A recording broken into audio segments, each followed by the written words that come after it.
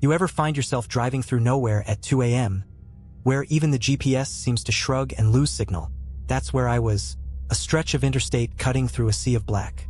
No towns, no gas stations, just an endless ribbon of asphalt. I'd been on the road for hours, chasing some last-minute work gig in the next state. Fatigue crept in like a dull, nagging ache. So when I spotted the battered neon sign reading, "Vacancy Willow Creek Motel," I pulled in without a second thought.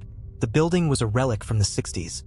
Peeling paint, flickering lights, and an air of abandonment. But the lot had cars, so I figured, how bad could it be? The lobby smelled like mildew and regret. Behind the counter stood a man whose smile didn't quite reach his eyes. "Room for the night?" he rasped.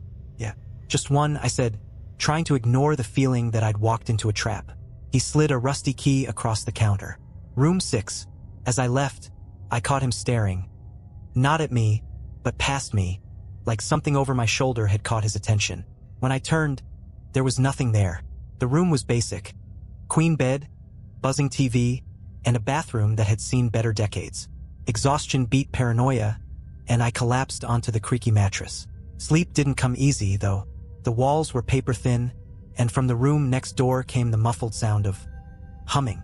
A woman's voice, soft and slow, rising and falling in a tune that felt ancient, haunting. I told myself it was nothing, just another late-night traveler keeping herself entertained. But then came the whispering. It wasn't in English, hell, I'm not even sure it was a language. Low, guttural murmurs that seemed to seep through the walls, circling the room like a predator. My skin prickled, every nerve screaming that I wasn't alone.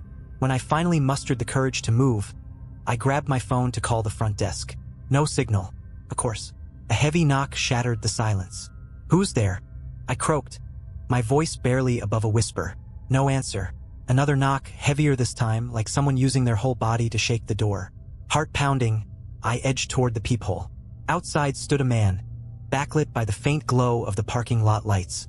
His face was wrong, too pale, lips stretched into a grotesque grin. He didn't blink, didn't breathe, just stared. Then he started humming, the same eerie tune I'd heard earlier. I backed away, grabbing the only weapon I had, the ancient brass lamp from the nightstand. The humming stopped. The door creaked open. I swear I'd locked it, but there it was, swinging inward, revealing an empty threshold. No man, no pale face, just darkness spilling in like a suffocating tide. I slammed the door shut and dragged the dresser in front of it. My mind raced. Should I run? Drive off into the void? Or stay put and wait for morning? Then the TV turned on. It flickered to life, displaying static at first, then shifting to an old black and white feed of the motel parking lot. It was live. I could see my car, the flickering neon sign, and the man. He was there, standing in the middle of the lot, staring up at the camera. And then he turned, slowly, and pointed at room 6. The screen cut to black. I didn't wait. Grabbing my keys, I bolted for the door, ready to make a run for my car. But as I pulled the dresser aside, a chill washed over me. Footsteps. They weren't coming from the parking lot. They were inside. Slow, deliberate, moving down the hall toward my room. I yanked the door open and ran. The hallway seemed endless, its dim light flickering like a heartbeat. Behind me, the footsteps quickened, a second pair joining in, then a third, and a fourth. The exit loomed ahead, salvation glowing through the glass doors. I burst outside into the cold night air, lungs burning, heart threatening to explode. The parking lot was empty. The man was gone, but the cars weren't empty. In each one, I saw them. Figures slumped in the driver's seats, faces pale and eyes wide with terror. Their hands gripped the steering wheels, knuckles bone white, as if they'd been frozen mid-scream. I jumped into my car and floored it, not caring where the road led as long as it was away from that place. When I finally stopped, hours later, I checked the rearview mirror, and there he was, sitting in the back seat, grinning. So yeah, don't stop at roadside motels. Ever. I slammed on the brakes, swerving to the shoulder of the highway. My heart raced as I spun around, ready to confront whoever, or whatever, was in the back seat. Empty. No one was there. Just my duffel bag and a pile of fast food wrappers. I sat there, hands trembling on the wheel, trying to convince myself I was losing it. The lack of sleep, the stress, it was getting to me. But as I stared at the darkened stretch of highway ahead, something gnawed at me. I'd seen him. I hadn't imagined that grin, that pale face, those dead eyes boring into me from the rearview mirror. The car felt suffocating, like the air itself was charged with some invisible static. I needed to move, fast. I drove for what felt like hours, though the clock insisted it was only minutes. The highway stretched endlessly, flanked by dense forests that swallowed the headlights. No exits, no signs of life. Just when I thought I might be trapped in some looping nightmare, I saw it. A faint glow in the distance. A gas station. Relief flooded me as I pulled into the lot. The place was old, its faded sign creaking in the wind, but it was a beacon of normalcy. I parked, got out, and breathed in the cold night air. The station was empty. No attendant, no other cars, just the dull hum of a flickering fluorescent light above the pumps. I stepped inside the store, the bell above the door jangling faintly. "Hello," I called out. No answer. The place was a time capsule. Shelves stocked with dusty cans, expired snacks, and a faded map of the area pinned to the wall. I grabbed a bottle of water and approached the counter, hoping to find someone to pay. That's when I noticed it. A small TV behind the register, its screen showing a grainy black and white feed of the parking lot outside. My car sat in the center of the frame, and standing beside it, barely visible in the shadows, was him. My blood ran cold. He wasn't moving, just standing there, staring at the camera. At me. The lights in the store flickered, and the TV feed cut out. I spun around, half expecting him to be right there, but the store was empty. The silence pressed in, broken only by the faint buzz of the fluorescents. I ran to the window, peering out at the lot. The man was gone, but so was my car. Panic set in as I stumbled back, my mind racing. Did he take it? Was this some twisted game? I fumbled for my phone, desperate to call for help, but the screen was dead. No service. Then I heard it. A faint hum, the same haunting tune from the motel.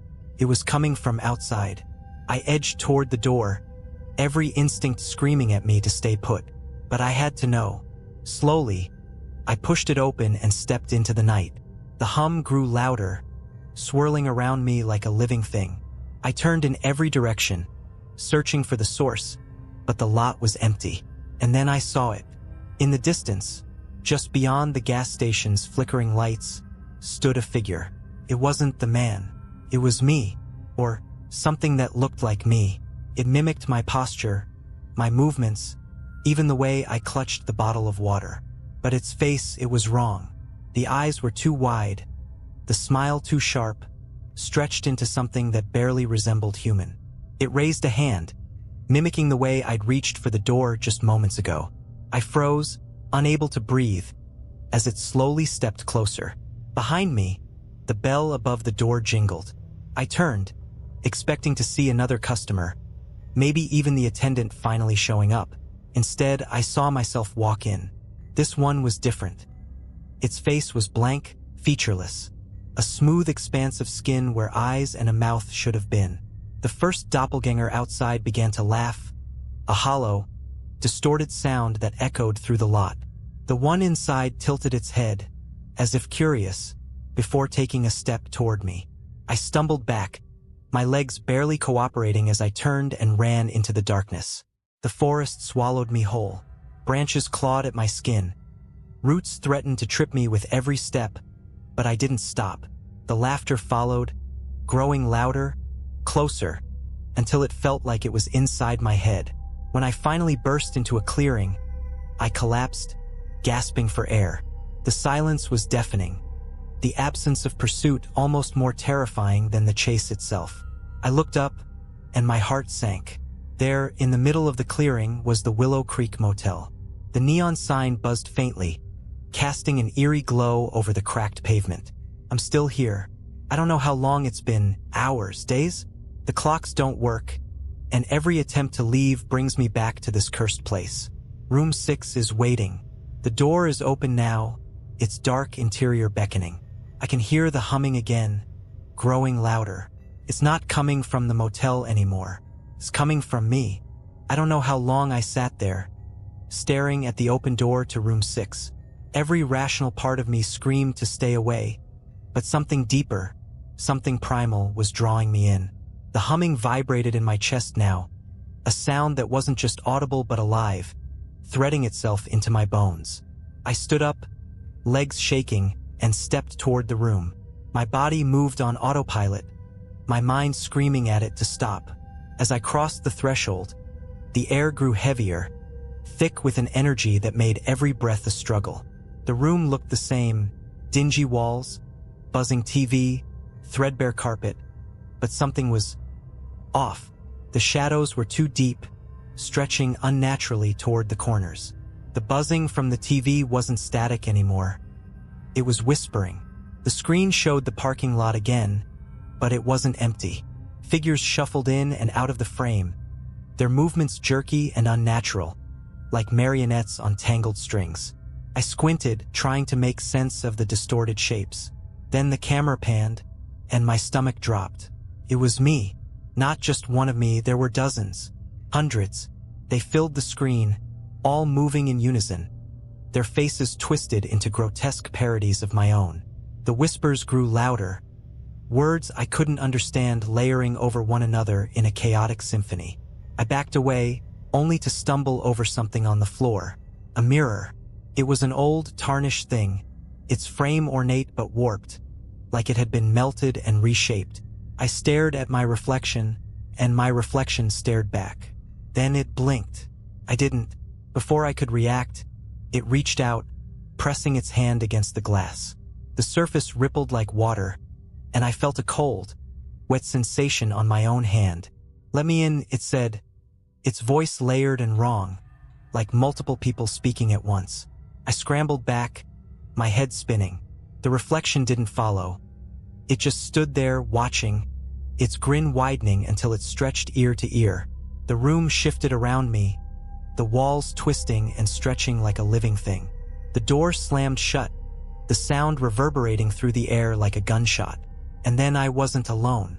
Figures emerged from the walls, their forms hazy and indistinct, like shadows made flesh. They moved closer, circling me, their whispers merging into a deafening roar. I screamed, but the sound was swallowed by the room, disappearing into the void. The shadows lunged, and everything went black. When I woke up, I was outside, lying on the cold asphalt of the motel parking lot. My car was there, engine idling, headlights cutting through the darkness. The motel was gone. In its place was an empty field, overgrown with weeds and littered with debris. I stumbled to my feet, my body aching like I'd been hit by a truck. The humming was gone, replaced by an eerie silence that pressed down on me like a physical weight. I didn't question it. I got in the car and drove, not caring where I was going as long as it was far, far away. It's been weeks now, and I haven't been able to shake what happened. Every time I look in the mirror, I see something off. The reflection doesn't always move the way I do. And at night, when the house is quiet, I hear it. The humming. It's faint, almost imperceptible, but it's there. I don't think I ever left that motel. Not really, because every night, when I close my eyes, I'm back in room 6. And I don't think I'll ever leave. I've stopped sleeping.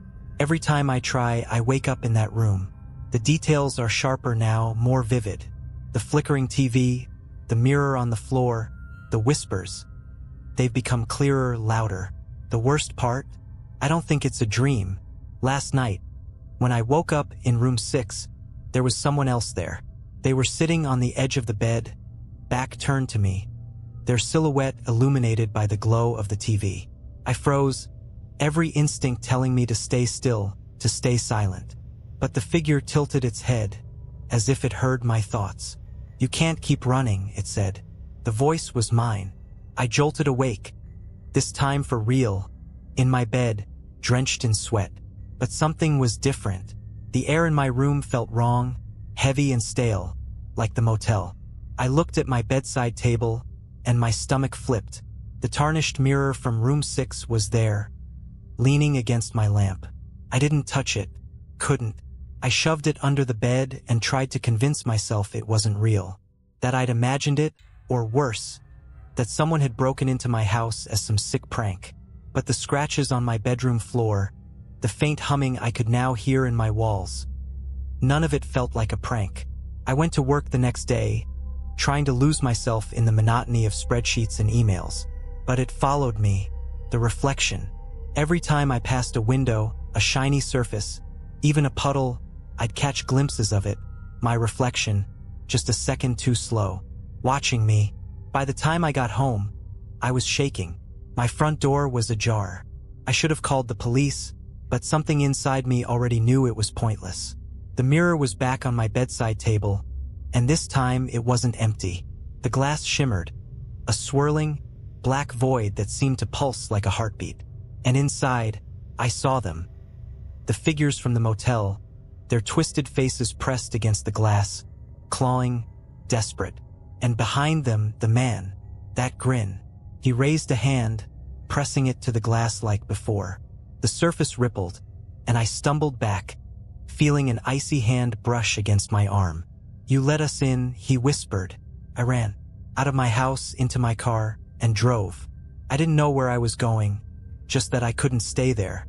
The humming grew louder as I sped down the highway, my headlights slicing through the night. But the road, it wasn't normal. The farther I drove, the darker it became, the asphalt warping, the trees twisting into impossible shapes. I realized too late that the signs were all the same. Willow Creek Motel, 2 miles ahead. I slammed on the brakes, the car screeching to a stop. But when I looked around, the motel wasn't 2 miles away. It was right in front of me. The neon sign buzzed, casting its sickly glow over the parking lot. My car was there again, sitting exactly where I'd left it the first night. Room SIX's door was open. I didn't want to go in, but my feet moved on their own, carrying me toward the room as the humming filled my ears, louder and louder until it drowned out my thoughts. Inside, the mirror was waiting. The figures moved closer, their distorted faces pressing against the glass. The man stepped forward, his grin impossibly wide. "This is where you belong," he said, his voice reverberating through the room. I shook my head, backing away, but my reflection stepped out of the mirror. It was me, but it wasn't.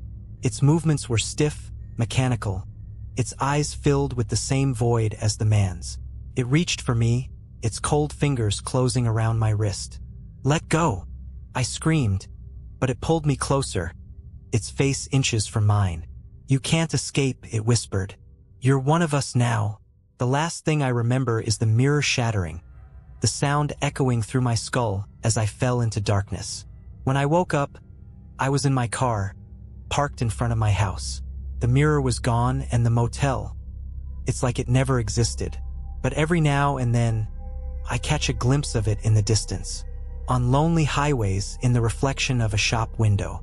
And sometimes, late at night, when I look in the mirror, my reflection doesn't blink.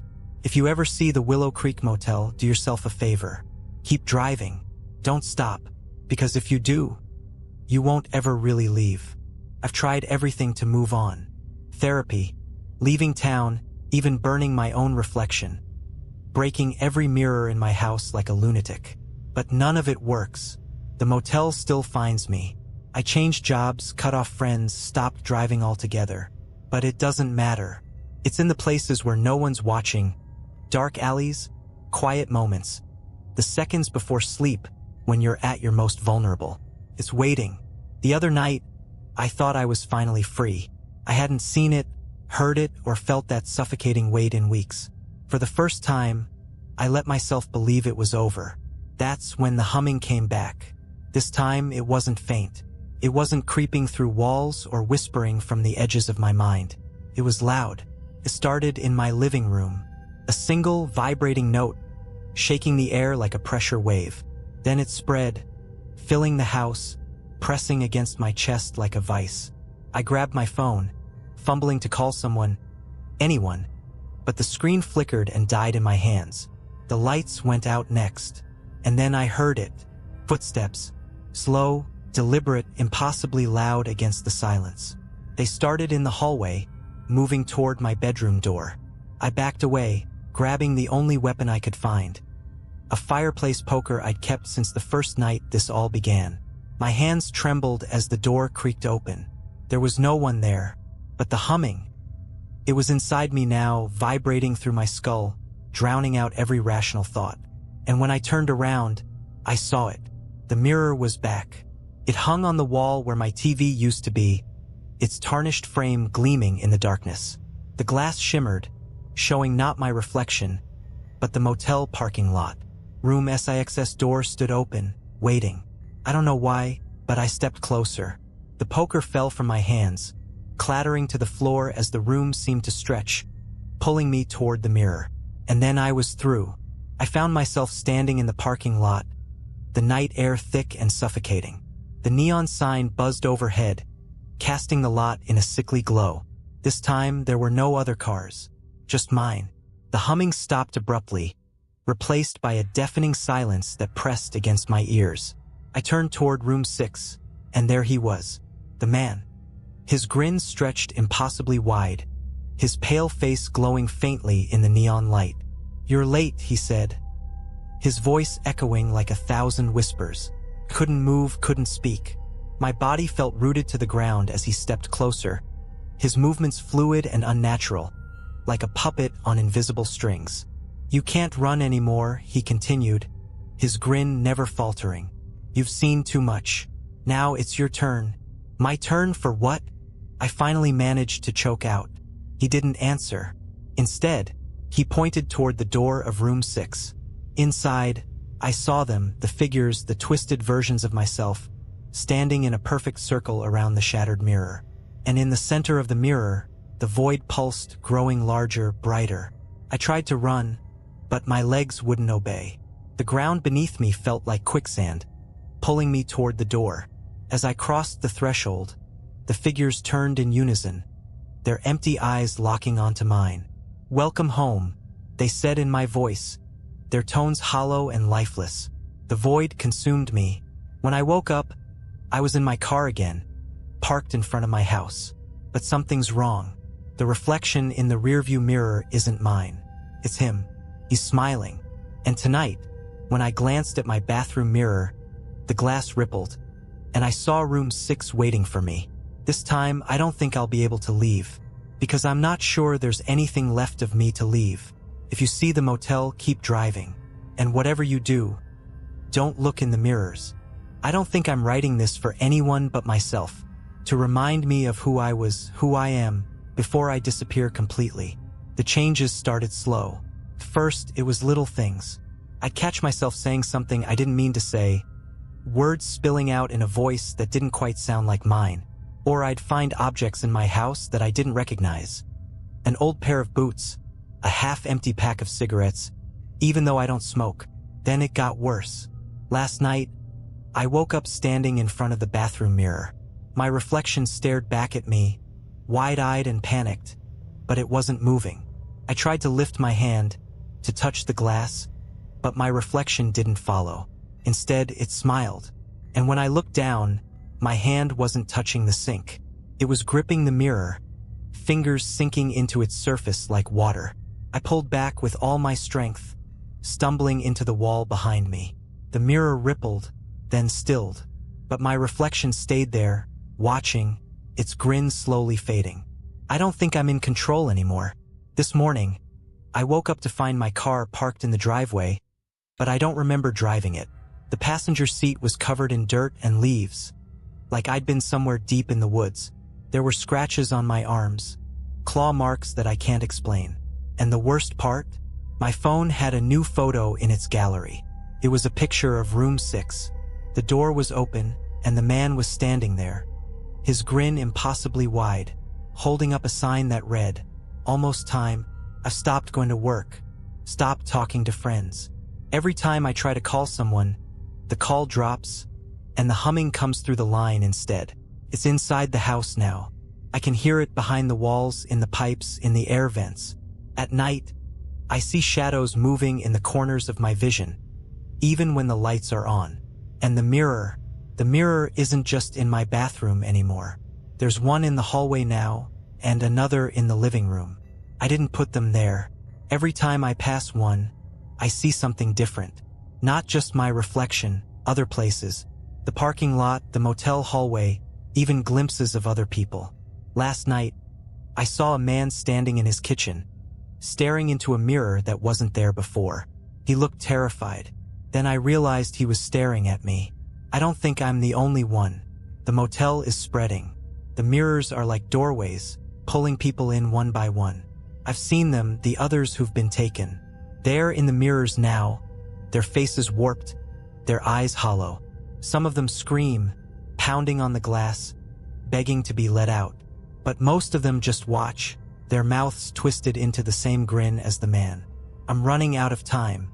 The mirrors are everywhere now. I can't avoid them. I've covered them with sheets, broken some of them, but they keep coming back. And every time I sleep, I wake up closer to room 6. Last night, I woke up standing outside the motel. The neon sign buzzed overhead, and the door to room 6 was wide open. I didn't go inside. I ran back to my car, screaming, clawing at my own skin to wake myself up. But this morning, I found dirt under my nails, and in my pocket, a key. It's the key to room 6. I'm holding it now, and I can feel it vibrating, like it's alive. The humming is louder than ever, resonating through the walls, the floors, my chest. I think I know what I have to do. If you're reading this, remember my story. Tell someone. Burn every mirror you can, because the next time you look into one, you might see it. Room 6, waiting for you, and when it's your turn, don't open the door. I can't stop shaking. The key, it's burning a hole in my hand. I've tried to throw it away, bury it, even hurl it into the woods, but no matter what I do, it comes back. Every time I look down, it's there, gleaming faintly, taunting me. And I swear the number 6 etched into the brass is growing darker. Like the key is alive, feeding off my fear. I don't want to open the door. I can't. But I'm afraid it's not my choice anymore. Last night, I boarded up every mirror in my house, shoved furniture against the bathroom door, and sat in the corner of my room with every light on. It didn't help. The humming started around 3 a.m., a low, thrumming vibration that grew louder and louder until it felt like the walls themselves were alive, pulsing in time with the sound. Then the lights went out. I couldn't see anything, but I felt it. The air thickening, the temperature dropping. My breath came out in short, visible puffs, and then the whispers started. They weren't coming from outside the room this time. They were coming from inside me. You can't hide forever, the voices said, overlapping and distorted, like a choir of the damned. A sudden flash of light filled the room, and for a split second, I saw them. The figures from the mirrors, standing in a circle around me, their hollow eyes staring down, their mouths moving in silent chants. And then they were gone. When the lights came back on, the key was in my hand, glowing faintly. I've realized something. This key isn't just a way into room 6. It's a way out. Not for me, for them. The figures, the man, the things trapped in the mirrors, they need someone to open the door to let them escape. And if I don't, I think they'll find another way. I've been fighting it all day, trying to hold on to what little control I have left. But the motel is everywhere now. It's in my phone's reflection, in the blacked-out windows of my car, in the polished surface of a spoon. Every reflective surface shows the same thing. Room 6, waiting for me. The humming never stops anymore. It's inside my head, in my bones, vibrating with an intensity that makes it impossible to think. I don't know how much longer I can resist. The key is glowing brighter now, pulsing like a heartbeat. I can feel it pulling me, dragging me toward the inevitable. I'm scared, but I can't run anymore. This is it. If anyone finds this, know that I tried. But room 6 always wins. The last thing I'll say, if you ever see the motel, don't stop. If you ever hear the humming, run. And if you ever find a key in your pocket, don't open the door. Static. You've reached room 6. Welcome. I'm writing this from inside room 6. The door closed behind me as soon as I stepped in, sealing me in this endless, suffocating void. It's not a room anymore. The walls stretch on forever, pulsating with that same sickly glow I've seen in the mirrors. And the whispers, they never stop. They're not just in my head anymore. They're everywhere, pressing against me, pulling at me. Each one speaks in a voice I almost recognize. A neighbor, a coworker, a childhood friend. All of them are gone now. Their words lost in the swirling, chaotic noise that fills this place. I'm alone, but I'm not. The man is here, watching me from the edge of the void. He doesn't speak, doesn't move, just stands there with that terrible grin stretched across his face. The figures are here too, circling me, their hollow eyes glowing faintly in the dim light. They don't speak either, but their presence is suffocating, their shadows stretching toward me like claws. I've tried to scream, but my voice doesn't work anymore. It doesn't matter. They're not here to hurt me. They're here to replace me. Every now and then, the void shifts, showing me glimpses of the world outside. I've seen my house, my car, even my friends, what's left of them. But the reflections don't match anymore. I saw myself sitting in my living room, drinking coffee, laughing at something on the TV. But it wasn't me. It was him, the man with the grin. He's wearing my face now, walking my life, erasing me piece by piece. I think I understand now.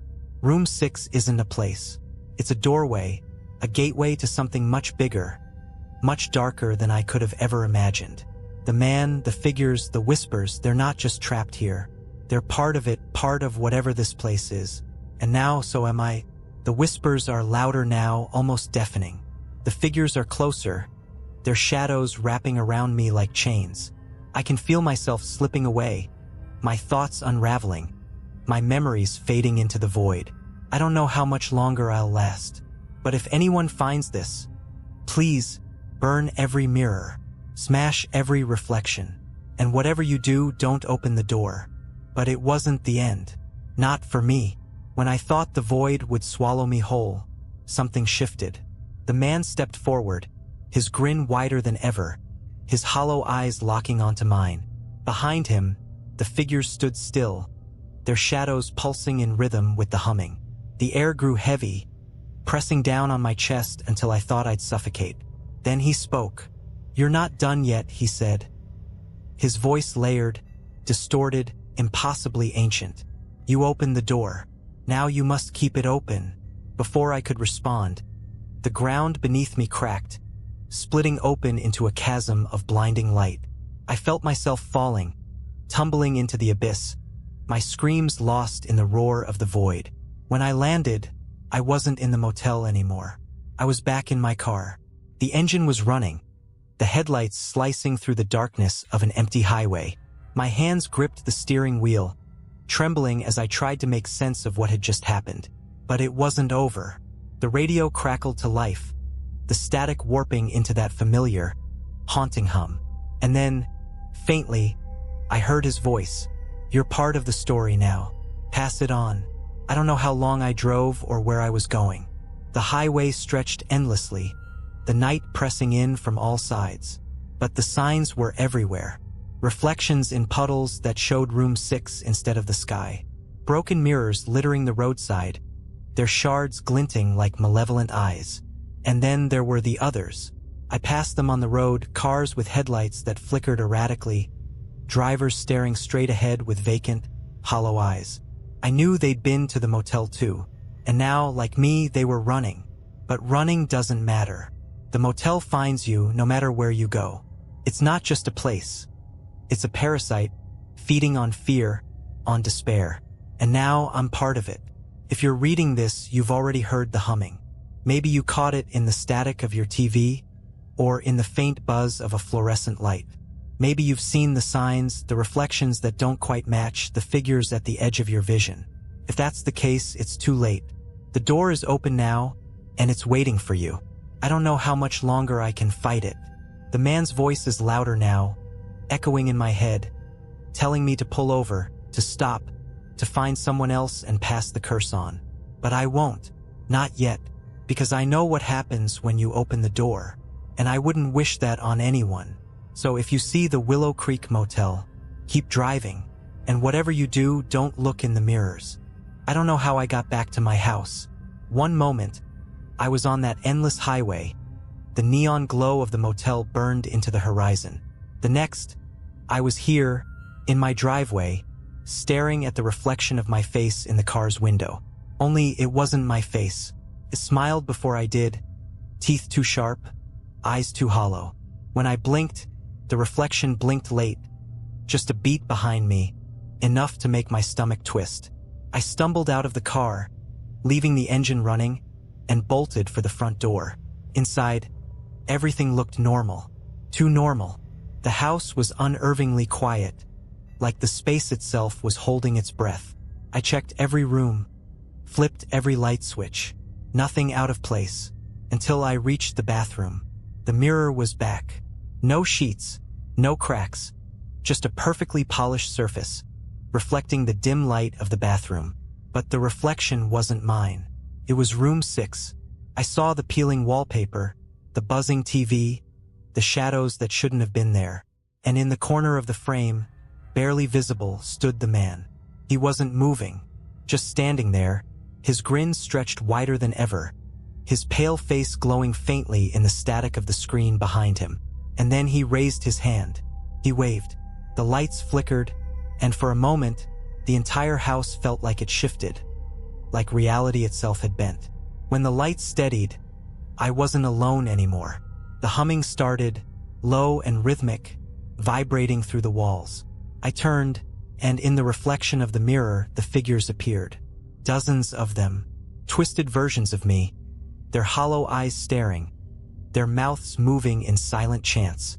The man stepped forward, his hand reaching out, his fingers pressing against the glass. And then the glass rippled. The figures moved in unison, their shadows stretching through the reflection, spilling out of the mirror and into the room. I backed away, tripping over the edge of the bathtub, my heart hammering in my chest. The shadows grew darker, denser, filling the space like smoke. The man's voice echoed through the air, layered and distorted. "You can't run," he said. "The door is open. It's always open." I tried to scream, but no sound came out. The shadows closed in, cold and suffocating, and the last thing I saw before everything went black was my own face in the mirror. It wasn't panicking. It wasn't afraid. It was smiling. When I woke up, I was lying on the floor of my bedroom. The mirror was gone, but the humming hasn't stopped. I don't know how long I've been here. Hours, maybe days. Time doesn't feel real anymore. I can feel them just outside my vision. Watching, waiting. The key is still in my pocket. Its weight pulling me down, its surface warm to the touch. And I know what it wants me to do. The door to room 6 is still open, just waiting for me. And soon I won't have a choice. I don't know if this is real anymore. Every time I think I'm back, think I'm free, the motel finds me again. This time it wasn't the mirrors. It wasn't the humming. It was the key. I woke up clutching it in my hand, its surface cold and slick, even though I'd thrown it out of the car window hours ago. The number 6 was glowing faintly, pulsing like a heartbeat. And I could hear it now, not just in my head, but outside, in the real world. The faint hum vibrating through the walls, the air, even the ground beneath my feet. When I looked out the window, the motel was there. It didn't matter that I was hundreds of miles away. It didn't matter that I'd left the highway, that I'd smashed every mirror in my house. The Willow Creek Motel stood in the middle of my suburban street, its neon sign flickering in the night. My neighbors' houses were gone. My car gone. Everything was replaced by that sickly glow, that buzzing neon. And room 6, its door was open. I tried to fight it. I grabbed my phone, dialing the police, but the call wouldn't go through. The screen flickered, and for a brief moment, I saw the man grinning at me through the camera. The humming grew louder, pressing against my chest like a weight. I stumbled back, my knees hitting the floor as the key burned in my hand. I could feel it pulling me, dragging me toward the door, toward that cursed room. And then I heard a voice. "You can't stop this," it whispered, soft and cold, like a blade against my skin. I turned, and there he was. The man was standing in my living room, his pale face glowing in the dim light. He didn't move, didn't blink, just stared at me with that impossible grin. "Why me?" I croaked, my voice barely audible over the hum. His grin widened. "Because you looked," he said. "I don't remember standing up. I don't remember walking toward the door. But now I'm outside. The motel towers over me, its walls stretching impossibly high, its windows dark and empty. The neon sign buzzes above, casting long shadows across the cracked pavement. The key is warm in my hand now, pulsing in time with the humming. Room 6 is waiting, and I'm about to open the door." I stepped inside room 6. The door didn't creak. It didn't slam. It simply shut, sealing me inside with a soundless finality. The room wasn't a room anymore. It was endless. The walls stretched out into infinity, their surfaces shifting like liquid shadows. The air was thick, heavy, and alive with that cursed hum, vibrating through my chest, my skull, my very thoughts. At the center of the room stood the mirror. It wasn't the tarnished thing I'd seen before. This was massive, a towering monolith of black glass, its surface rippling like the surface of a lake. And within it, I saw them, the figures pressed against the glass, their faces distorted, their hollow eyes locked onto me. Their mouths moved in silent screams, their hands clawing at the barrier between us. And then the man appeared. He stepped out from the void, his movements fluid, unnatural, like a predator stalking its prey. His grin stretched wider than ever, his hollow eyes gleaming in the dim light. "You're here," he said, his voice echoing from everywhere and nowhere. "The door is open, and it's time." "Time for what?" I whispered, my throat dry, my hands trembling. "For you to take your place." The mirror rippled, and the figures began to emerge. One by one, they stepped out of the glass, their twisted forms solidifying, their shadows pooling at their feet. They surrounded me, their hollow eyes watching, waiting. The man raised his hand, and the figures moved in unison, their voices merging into a single, deafening chant. "Open the door. Let them in." The key burned in my hand, searing my skin as the hum reached a crescendo. I tried to throw it, to drop it, but my fingers wouldn't obey. The man stepped closer, his grin impossibly wide, his voice a low, guttural growl. "You are the key," he said. "You are the door." The mirror shattered. The sound wasn't just glass breaking, it was everything breaking. Reality splintered around me, the infinite room collapsing into chaos, the shadows consuming everything in their path. I screamed, but the sound was lost in the void. The last thing I saw before the darkness took me was my own reflection. It was smiling. When I woke up, I was back in my car. The key was gone. The motel was gone. But the humming was still there. I've been driving for days now, but the signs are everywhere. In puddles, in shop windows, in the rearview mirror. The Willow Creek Motel isn't a place. It's a curse, and I'm part of it now. So, if you're reading this, consider it a warning. If you see the motel, don't stop. Don't look at the mirrors. And if you ever hear the humming, run. Because once the door is open, it doesn't close.